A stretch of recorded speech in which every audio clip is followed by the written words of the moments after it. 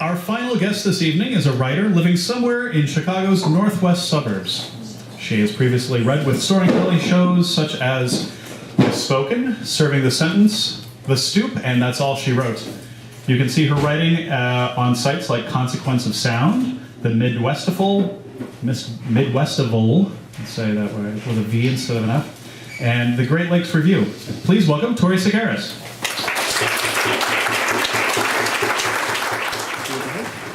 Yeah, thanks. Hi, everybody.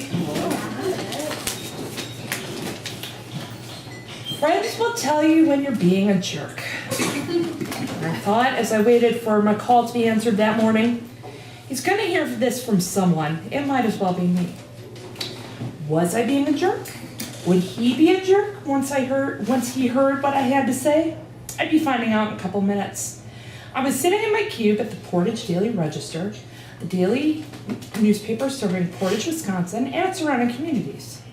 My job title was General Assignment Reporter 1, which meant to those of you not familiar with journalism, I and a rotating crew of souls who eventually tired of being paid $10.25 an hour covered everything happening in Columbia and Marquette counties besides sports. That was left to the professionals. By 2003, I was 24 and coming up on my one-year anniversary with the paper. I had read it since I was a little girl. Portage was my hometown, and I was not thrilled about being back. Still, I wasn't working at fast food, which employs many residents of the city. And finally, people were paying me to write for a living. It could have been worse, I told myself every day. I don't remember how I heard about the Gales. I think I took on the story in our weekly editorial meeting. I like doing feature stories most. They were a couple in Partyville, which is spelled Pardeeville. If you've got a Wisconsin accent, it comes out as Partyville, and intrigues tourists. Bob. I'm sure it does. It's really boring, trust me. Bob, known in the area as a big biker and mechanic, won a contest Harley-Davidson put on earlier that year. He and his wife, Karen, would be able to ride in the parade celebrating the company's centennial anniversary over Labor Day weekend in Milwaukee.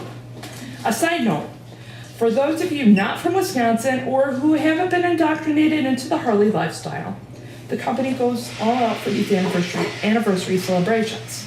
Since the 90th anniversary in 1993, bikers from all over the world, that's crazy, converge on Milwaukee to party every 5 years for 3 days. And the Centennial was going to be the biggest fucking deal of them all. You couldn't get a hotel room 150 miles around Milwaukee in any direction that year over Labor Day weekend. So, now that you've all been, given intel on the situation, 2 Mondays before Labor Day, I drove out to the Gales' house along Highway 33. Bob, Karen, and I sat in their shed as a thunderstorm rolled in outside. We drank Mountain Dew and talked Harleys and Bob's history with motorcycles. They did most of the talking. He was trying to start a repair business in his shed, just like William S. Harley and the Davidson brothers did on the north side of Milwaukee a century before, Karen pointed out. So Bob and Karen were pretty psyched. Bob was so pumped, he went out and got his first tattoo in downtown Portage a few weeks before. He pointed to his bicep, emblazoned with the Harley-Davidson logo. Adam was great, Karen said about the tattoo artist. I got my camera out and took a photo, thinking it would be great art with the story. Another 45 minutes passed, and I heard all sorts of biker party tales, and I headed west back into the office. We had a good time, and it was going to be a great story, I thought. My first stop upon arrival was at the photo station. The reporters shared 2 digital cameras, and it was imperative that the photos be downloaded immediately onto the server, lest some news break. This was a rare occasion. I uploaded the photos and opened Photoshop on the ancient Mac. I found the picture of Bob's tattoo. The digital photo filled the monitor screen, and I saw something that made my blood run cold. Now, the Harley in Harley-Davidson is spelled Harley. Bob's tattoo was spelled Harley. There was no going back. I guess not. I was like, I thought I caught my dad cheating on my mom. Phil, I said to my coworker, whose desk bordered the photo station, do you see what I see? Phil, who preferred to let his writing speak for me, came over and nodded and confirmed it. Julie, our assistant who knew Bob from area bars, ran over and started laughing. Yeah, it's pretty funny. In the same way people LOL over the People of Walmart website. But I felt bad. Bob was going to go down to Milwaukee and he was going to show off this tattoo after a few beers, and someone was going to tell him about it, and a fight might break out, and I had to tell him. Right? But I was 24.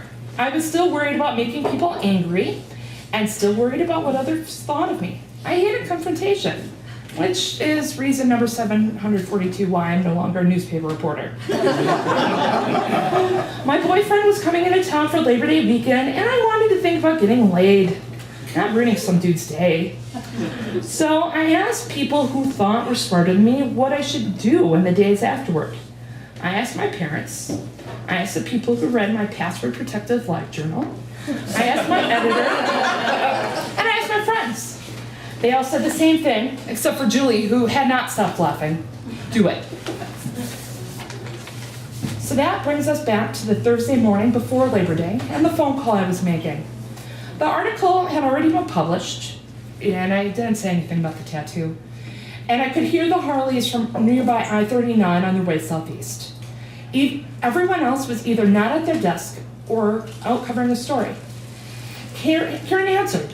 I said hi and asked her to get Bob on the line. He was there instantly. I got to the point. After some ums and ahs and general early 20s speech filter, Karen got a mirror and Bob said, well, you're right. Without the bravado he had when talking about partying with the stars of Easy Rider in New Orleans, Karen Mouch shouted, Adam! She may have been shaking her fist too. This was before FaceTime. They ended the call quickly. I didn't feel better. Bob and Karen still live in that house along Highway 33 today. I don't know what happened to the tattoo. Thank you very much.